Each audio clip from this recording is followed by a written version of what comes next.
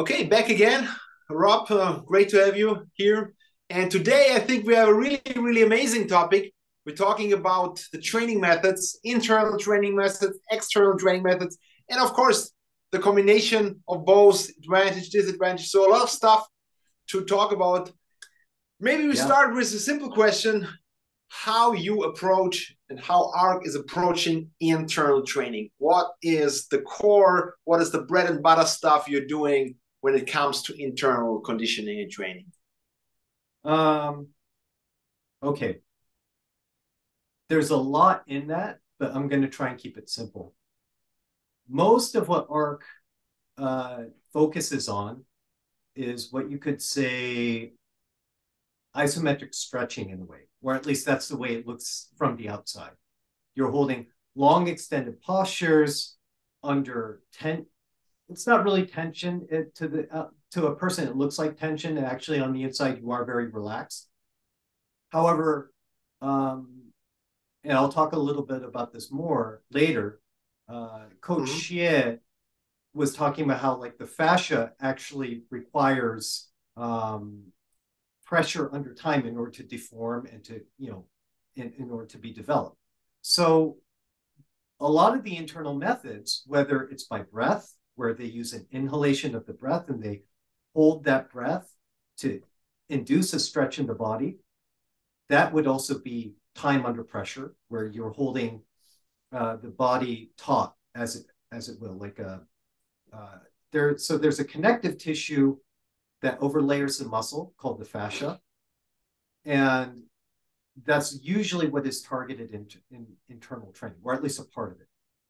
So we're talking here about kind of medium isometric tension. We're not talking here about standing and tensing to a max. We're talking here about a stretch with a tension that just can be held over minutes or something. Actually, so a good example, in fact, ARC himself said, if you want to strengthen the fascia and you want to become stronger in one way, just hang from a bar. If you hang from a bar from here, what's going to happen is, if you do a monkey grip like this, it's going to connect all the way down to your front. It's going to come down to your intercostals and down into the diaphragm area, and that's going to hook up to your hips. Sorry, my camera's going crazy, but it's going into your hips, and over time that becomes really, really strong. And so that's one of the ways that he experimented with when he was really, really young, before he even understood how these things worked. It was like, why am I getting stronger just by hanging? And why is it that when I move my neck or my head around, I can bring the stretch to different areas? And when I do that, why is it that a pull-up is easier or harder in certain ways? That's interesting that you mentioned the hang, because recently I had some shoulder issues and I'm doing the hang. I mean, I think I'm doing it 20 times a day, and it's really interesting. Like you said, you feel it in your whole body. But what is also interesting is when you do this over a longer period of time, you feel that you can relax certain parts of the body. Usually you tense up much more than you need, but once you get used to it, you only use the muscles you need, and the rest of the muscles are relaxing. And as more you relax the unnecessary muscles, you feel the stretch through your whole body. What you said about the fascia, you can feel that even more when you relax the muscles more. So it's an interesting, really interesting feeling, like you said.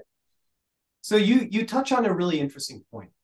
And to quote Coach Xie, and for those of you who are listening who don't know who Coach Xie is, he is the coach for is it current UFC lightweight champion? Female lightweight champion. I know what you mean, but I don't know. Oh, anyways, either current or was champion Zhang Weili. And he was saying, he was noting that when the fascia is tensioned, the muscles relax. And that actually explains why a lot of elite athletes, and we'll probably touch on this later, can do what they do.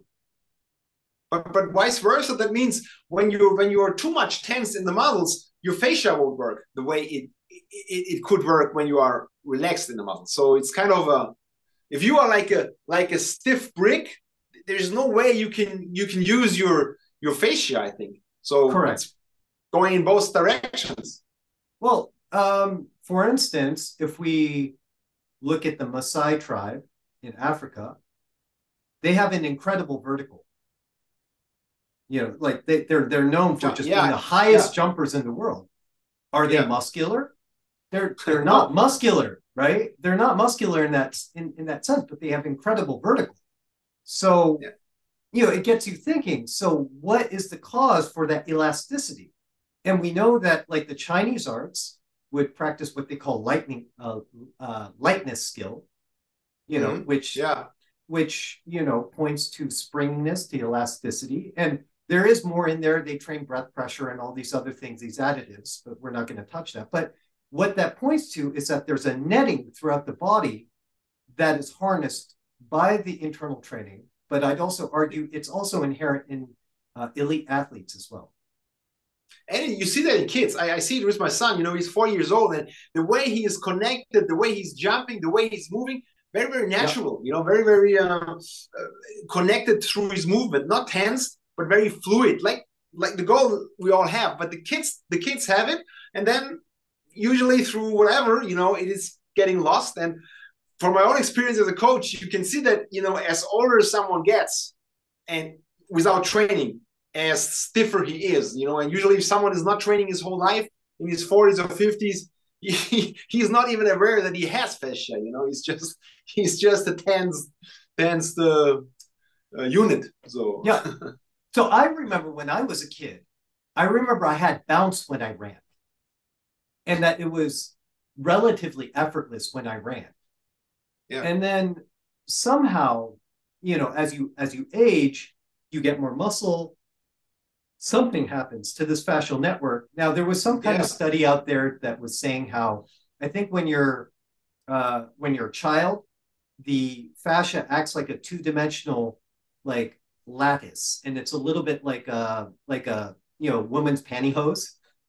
So it acts as support, and that's all that kids use to, you know, because they don't have muscle, or in the sense that we have, you know, developmental muscle. I mean, to be fair, the kids don't have the structure. So by structure and by strengths, you lose the flexibility. But the goal for us adults is to keep it in balance, you know, to get the structure, to be more matured than a kid, but still having this kid-like, spring-like facial connection. I think that's the challenge for us. So, you know, so one thing that I look at a lot is like basic movement. How do you walk? How do you run? How do you sit down? And these things. And what I notice is in elite athletes, say like Mayweather or even Ark, when he runs, he doesn't heel strike. The only people that heel strike are the people who are quad dominant, and by that I mean are muscular driven. I think you'd say, like, you know, they're more stiff, they're more reliant on their muscles. Whereas people who rely more on this elastic netting, who run long distances, you know, the Mexican runners are a good example. I forget their name, but you know, they'll actually run not on their not on the forefoot. They don't land on the forefoot. They actually land flat, midfoot. And Ark lands midfoot. Mayweather also lands midfoot, which I thought was very interesting.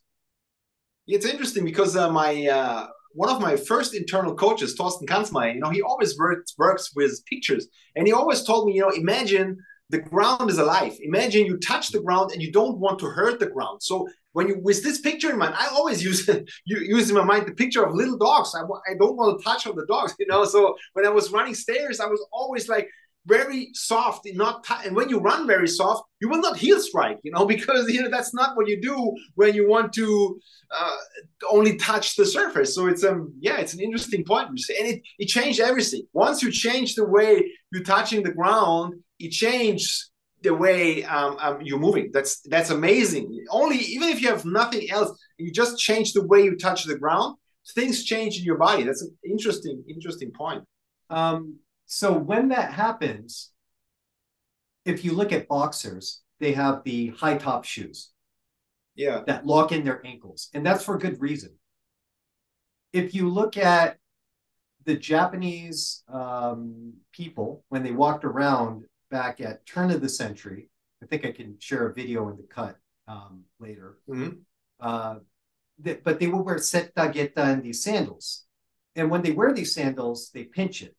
that pinching action actually then tenses the bottom of the foot, which then locks the ankle in place. And that creates a rigidity then that allows you to harness that elastic, energy. A lot of people think like, oh, this, the ankle has to be mobile. It's like, no. You actually you want the ankle to be strong. You want it to be able to have mobility, but you don't want it to be floppy because that means that you're going to lose energy. So what you were describing right there is that in order to be soft, you actually have to lock in your ankles. Yeah. Same with the knees. If you have these jumper knees, like always letting your knees flare out, the same. It's like they need something when you do jump rope. Some people who are not used to doing jump rope, their knees are flaring around, especially forward, and then they get tendonitis and stuff. But it's the same. You need to be mobile, but still you have to keep that elastic tension. So that's very always tell. It's so hard for people. I see that in stand-up training when they should move and do their footwork. Many people, especially beginners, they're all very, very loose in their knees and ankles. And of course, even in the glutes, they usually, for me, it seems most people who have no idea and start training, they have no connection between legs and upper body. Upper body is doing one thing, legs are doing another thing or nothing. It depends. No, and we're not even talking about, by the way, folks, we're not even talking about like upper body, lower body, internal connection, et cetera, et cetera. Like even before we get into that, just straight coordination. I work with these guys who are trying to do internals, but they can't even get left foot, right foot, like high knees, opposite hand, opposite foot coordination. Yeah. That's difficult for many people too. Yeah. To me, to me, it's always been easy. And and when I started to realize there's a vast majority of people out there who can't even do this, I realized there's this gap. The word false lead? You've seen that in the Filipino arts, like the Dog Brothers, when they punch with the right, but they move with the left. That's so good stuff. I love to do that. You love to do these switch steps, go with the right hand, move with the left. But it's so hard for people. But once you get it, you feel your body is moving automatically. That's when you're using sticks or swords, and you move with the figure eight with your arms. Yeah. But if you have to use the legs too, because then you feel how the connection is there. It's just like automatic moves, with coordination of foot and leg.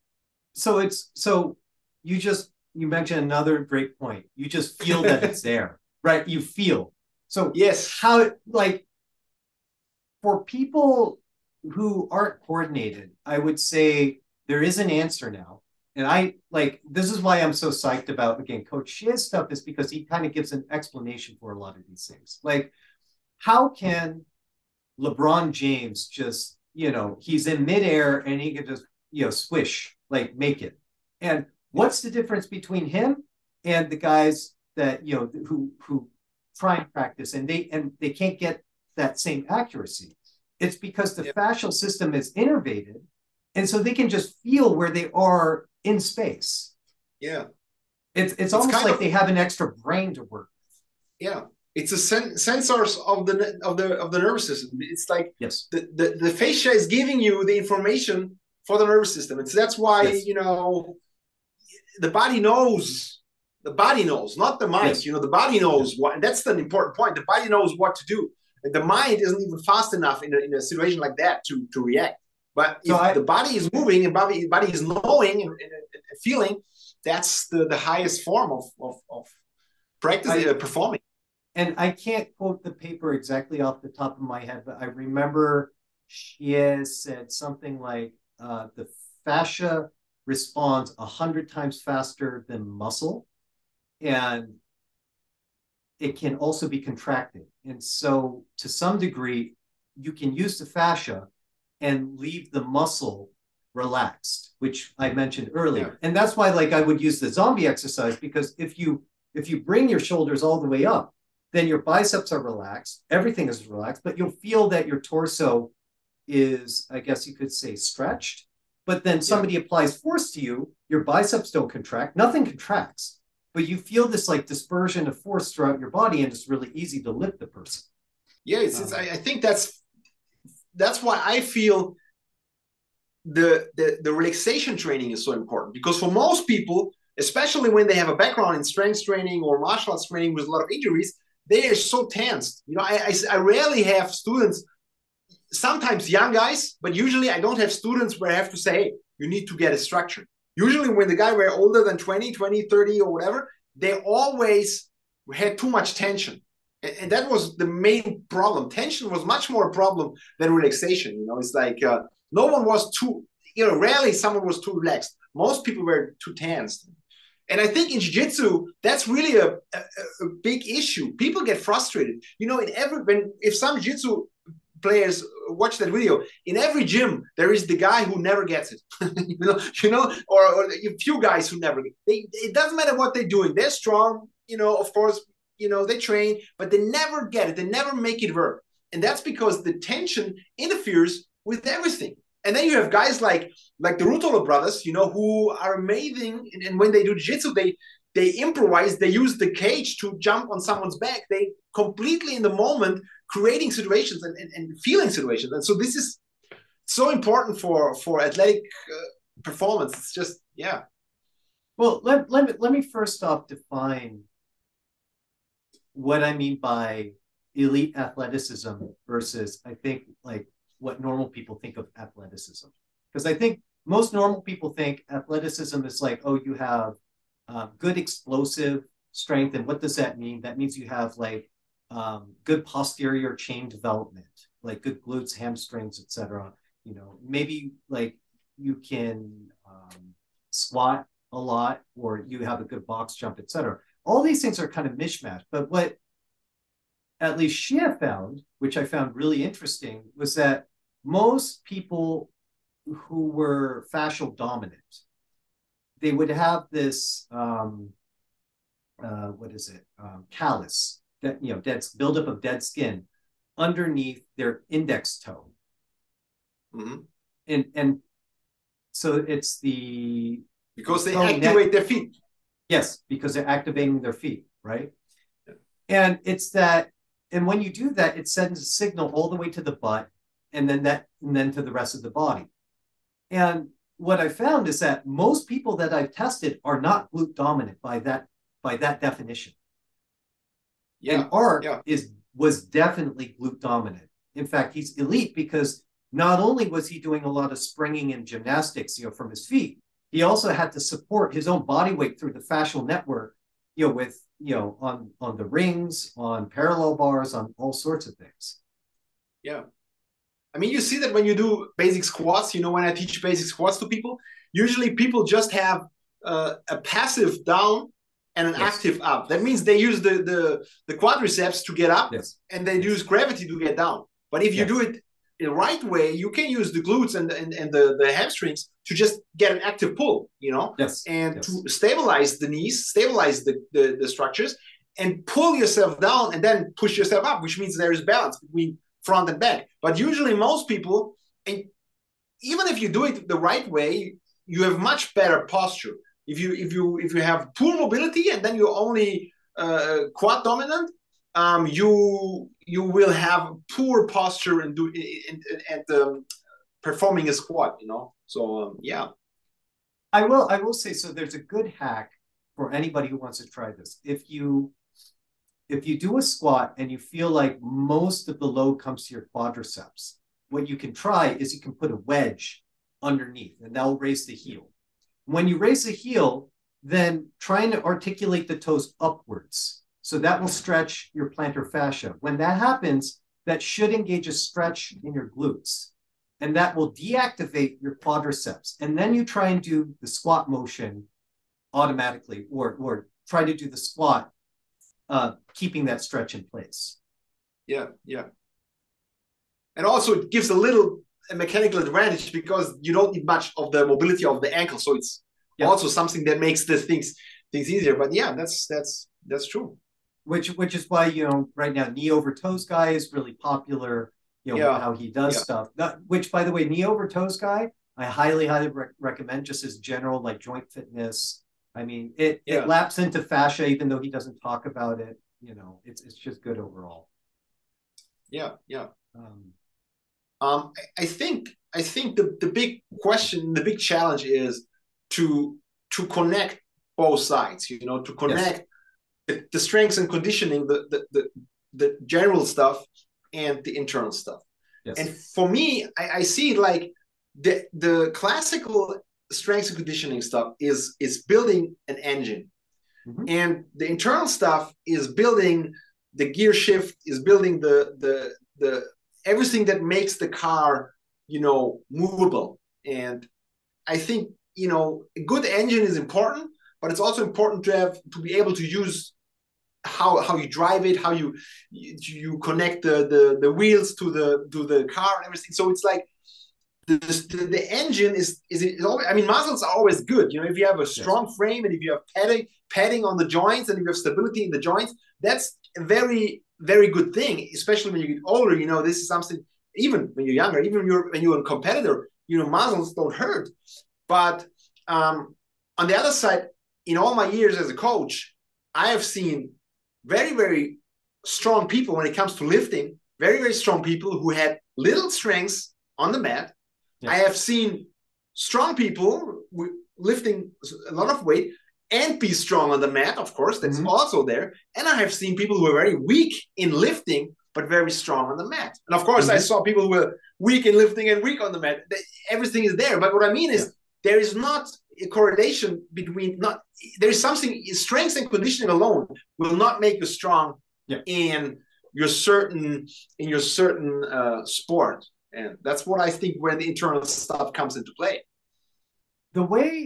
So if we look at traditional Chinese martial arts training, let's say Shaolin, even Chen Tai Chi, they have a mix of strength and conditioning. Like in the Chen Tai Chi village, they have this huge rock that they would carry around. And because they're a farming community, and farmers are really strong, because they have to use their whole body. And that also includes, they probably don't use, or at least didn't up until very recently, use athletic shoes and those kind of things. So they have a strong foundation. They're strong.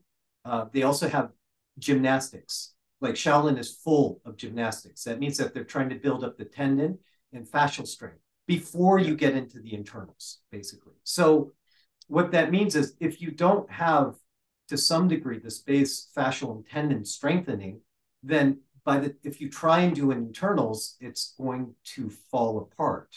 So that's kind of, I want to say that's my advice to people who are doing internals, who have this view. And by the way, I thought that it was this way for a bit, that muscles are always going to get in the way. But that's not quite true. It depends on how you approach it. Yeah.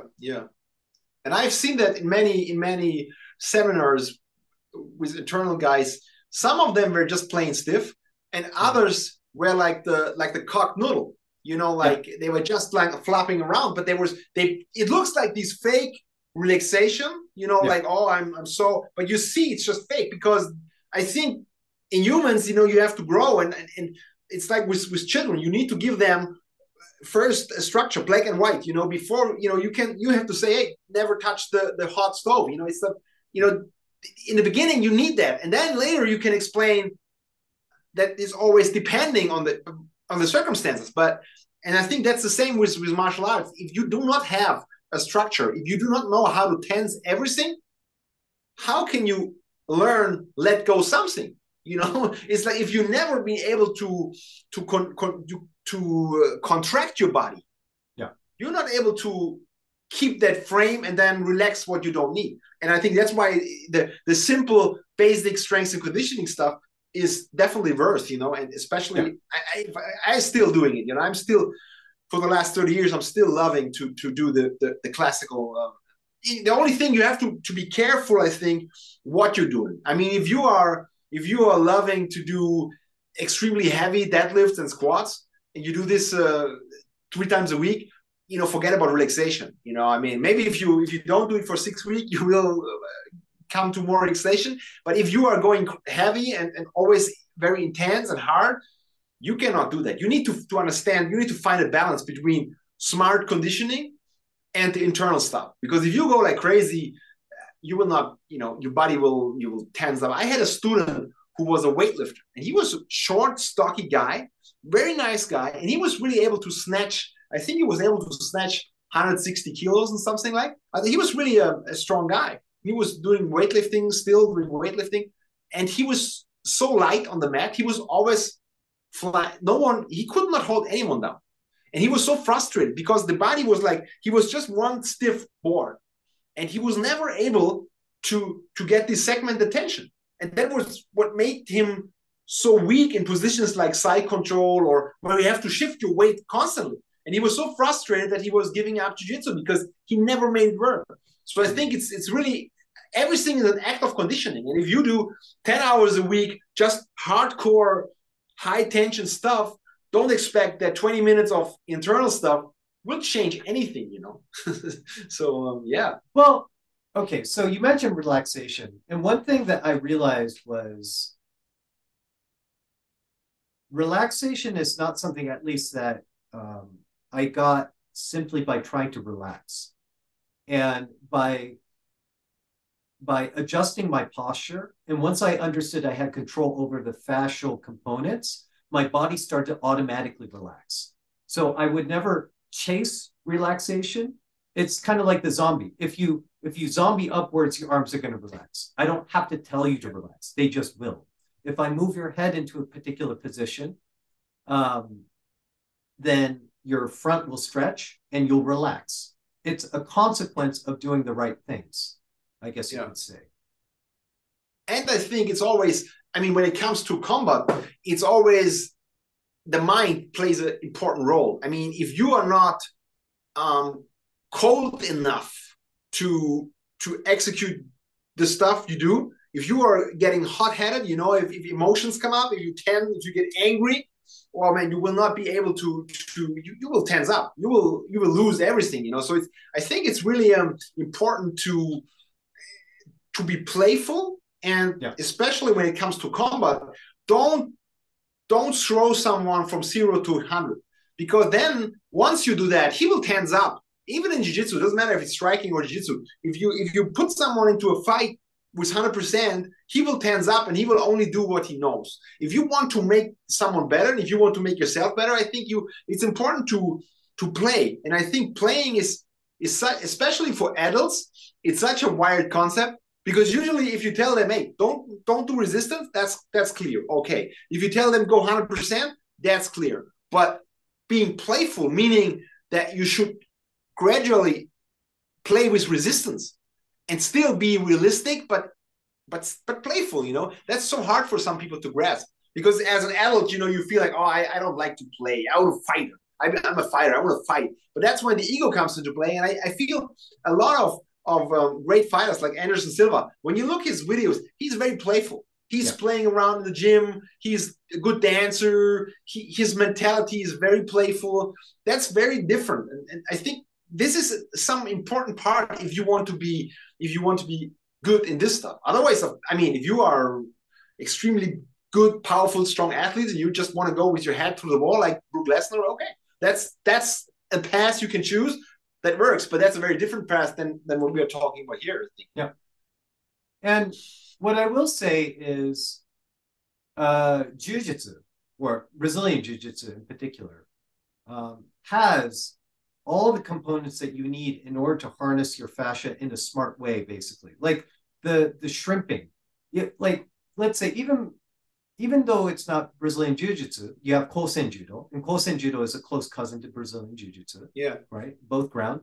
And when you look at the Kosen Judo curriculum, they have all the shrimping and all this stuff. And when you look at it, it's very cleverly designed to harness that kind of like fascial dominant structure. But like you say, if you don't drill these exercises, you won't drill yourself to take advantage of doing those movements using the fascia as opposed to just muscling through it.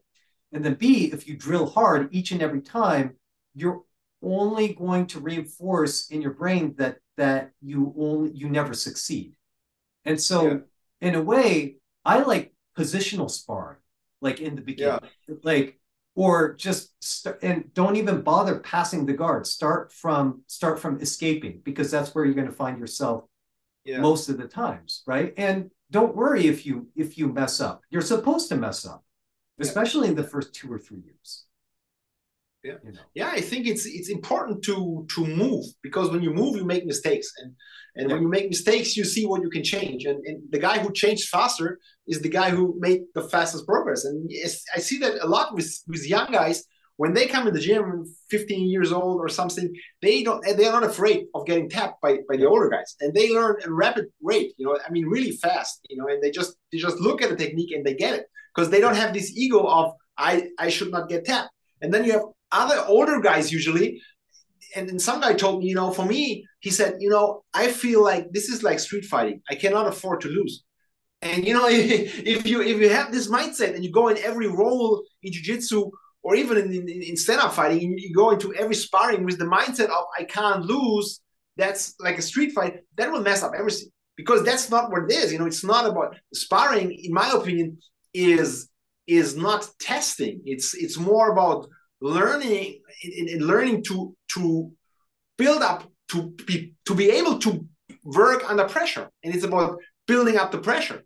And then if you go to a competition, that's where the testing, or if you train for a competition, the last work and last week you want to train hard, and you need to train hard the last week, that's where the testing comes in. But most of the time, it's not testing, it's building up the resistance against stress, and building up this relaxation in your body under stress, which is, I think, very important. Now, something about learning, and this is kind of a hot topic for me because I've been watching a lot of the Huberman podcasts on learning and his podcasts in general, which I urge anybody out there who really want to learn how to hack their body, that kind of thing, to look at his podcast. But he was mentioning how when you feel frustrated, and I think we all know when you do jiu-jitsu, you feel nothing but frustration in the beginning. Right? Yes. That this is a good thing. It means that your brain is plastic.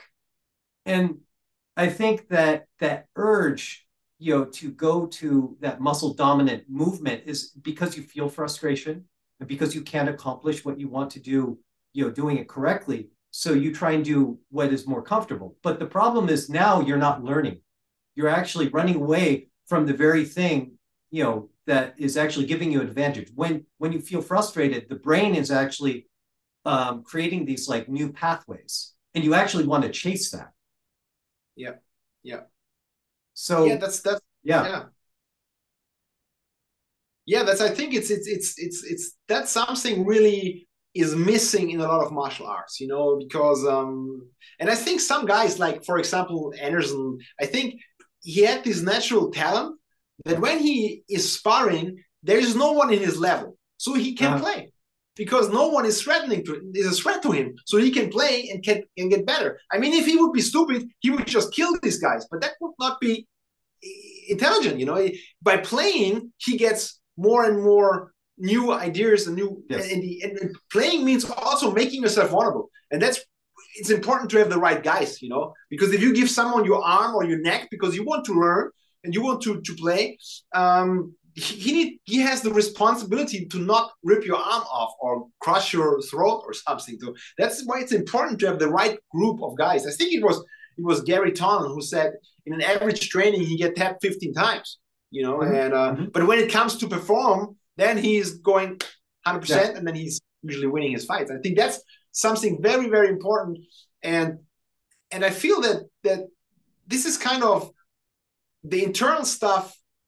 And the playfulness it's not the same, but it's really close connected. I feel it's really no, there's a link there. Yeah, so that's why I think it's so important to be playful in what you're doing. So yeah. So when it comes to the first steps in eternal, what should someone do who wants to get used to this fascia connection and everything? What are the simple stuff you can do? Okay, well, first off, I like to give my guys a quick glute dominance test, and we can link to this later. This is one of Coach Shia's things where he does a very simple test where you elevate your heel and you're standing, you elevate your heel and you try and grip a towel with your toes. If your butt fires when you do that, then that means you are most likely glute dominant, and that way your fascia is probably connected, which means we can move on to the next stage, which is the more what everybody wants to do, which is the internal training. Now, I will caveat, I will say you can be not glute dominant and awkward and be able to do some of these internal things. You can, you absolutely can. But you will perform so much better if you have a more holistic fascial connectivity. You'll be less awkward and you'll be able to do things more intuitively. Like, you know, you'll just be able to feel it. It's like, well, of course. Yeah. So first off, I assess. And then the first thing that we do for a lot of these internal trainings is we like to do this thing called ashiage. And that's just to stabilize the structure, but stabilize it by stabilizing the fascial structure, I guess you could say. And so what Ark will do is, you know, remember he has you put that pole across the back of your neck, you stretch it out, and you have to move your legs in such a manner that your upper torso is not affected. Yeah. And you stabilize the upper torso through the stretch. Yeah. That would be a simple one. There's others. I mean, I can link to down and out, like this down and out exercise where you access mainly the anterior chain as well. So basically, it's usually in the beginning, it's a lot about extending your body, extending your limbs, and then seeing if you can feel the connection and relaxing the other parts. Yes, and let me just say, there's generally two approaches, and we take the approach of more like creating extension through the body to create the fascial stretch, and then you'll have other methods where you use a reverse breath inhale in order to create this what do you call breath pressure on the inside, and that will create a stretch along the inside of the body as well. So that is also completely valid. The goals can be somewhat different, but I understand, you know, the logic is still overlapping. Yeah. And then I would also say I myself actually do a lot of jump rope because I just feel it's good for elasticity and body mechanics. But like I said, jump rope with the not with the knees flaring out, but really in a tight fashion. So that's really good. Jump out just on a tangent. There's this there's a Russian boxing channel, and this Russian boxing coach, and you became faster. He's explaining how to jump rope to this younger guy. And he's like, no. Why do you go ankles, they're soft. Your thighs, you can't be like, and your knees, they're terrible. It's like, no, they have to be straight.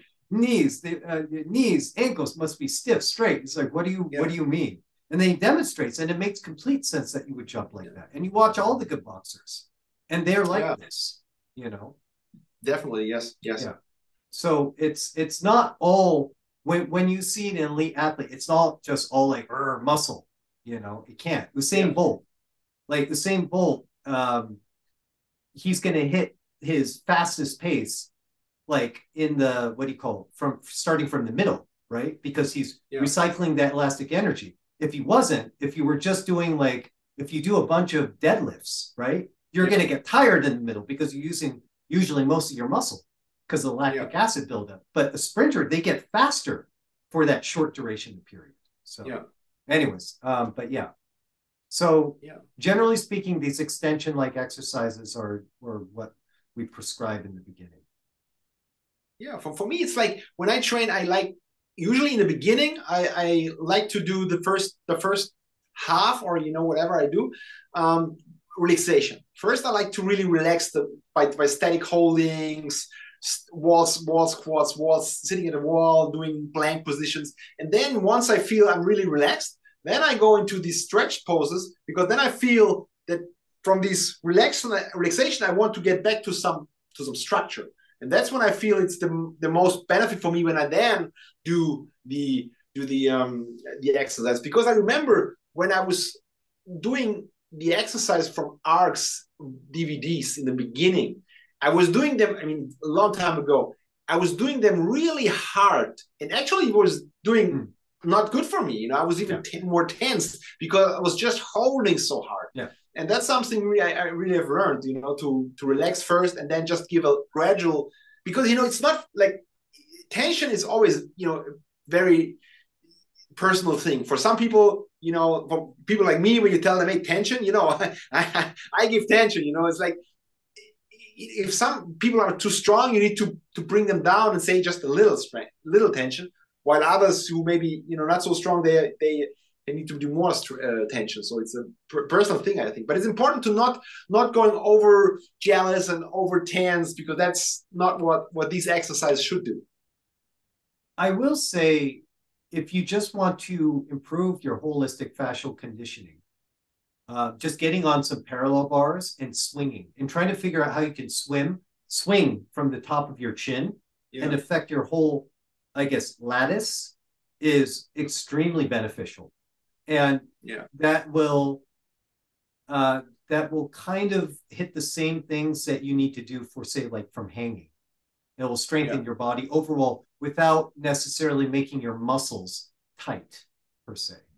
Even from hanging, if you work with the head, you could really feel how things will change. Even if you lay on the back and do kind of rolling with the rounded back, you can feel how this connection of once you taught me that, I think it was in 19 or something, I always use that. And whenever I do chest extension, for example, I do my chest extensions and my chin comes forward, there is much more extension. And when I go backward and I'm closing the chest, I'm moving the head backwards. And I feel this makes such a difference in the ROM, in the range of motion. This is really amazing. And whenever you do this opening up, you're not staying here, but you leading with the head, and it's just this little thing just changed a lot of movements. But the challenge, I admit, the challenge is to do that under the pressure of a fight when someone is trying to hold you, and then things tense up. But this is so important for training, and I feel this is really, really good. So one of the things that I will say, generally speaking, is most people are neurologically very strong in the back, and they don't know how to access their front, per se. Yeah. And a lot of those manipulations that I shared, with everybody, at the 2019 seminar was about accessing that front, right? Yeah. The anterior chain. And what I tend to teach it, like in my own classes, is first, how do you access the anterior chain, right? Which is through that down and out exercise that my buddy Alex Lee came up with. But so that if you can access your front, your anterior chain, you relax the back. And then if you can hold that in your everyday posture, that means that when you go to do, let's say you hold guard, and if you just adjust the posture of the head, you can make a considerable difference in either the pressure you want them to feel, or if you want to bait them, the pressure that they don't feel, which is a trap. Yeah. And then, when they go for you, you've already dissipated that force in your body, so you can just pull them forwards with your legs. And I've caught more than several purple belts, or browns, off guard initially, because it's not what they're used to feeling, basically. But then there's the odd one that doesn't even bat an eye, in which case it's like, oh, they're actually used to this. So, that's again where I was saying in a previous episode, like there's a difference, in the levels in connectivity, even within Brazilian Jiu-Jitsu. Yeah. So I think we are pretty good in time. Yeah. Great topic today. Interesting topic. Still, there's a lot more. Yeah. We didn't get to the questions posed by some people. Kuzushi, we haven't forgotten. We will get to it. Yeah, we will get to it. I think we will make a whole episode about questions. So if you have any questions, just send it to us, and we will address all of the questions in one of our next episodes. I think. For sure. Because this actually links into, I'll just say very quickly, how to get Kuzushi on contact, in part has to do with your ability to access that interior chain. And it already has to be there. You do not create it like afterwards. It's too late. It has to be imbued in your posture, which is why a lot of the old warriors who would say, oh, you have to have natural posture. So what do you mean by natural posture? I think there is a great video from Ark doing that with that Silat guy in the Japanese restaurant. He's doing these, where he's just flying with this guy, I think it shows very much how he's using this part of his body. Yeah. Cool. Yeah. So hope hopefully we see you next time and have Yep. some great topics ahead. And I think we have still a lot of stuff we can discuss. Yeah. So see you next time. Okay. All right. Catch you later. Bye. All right.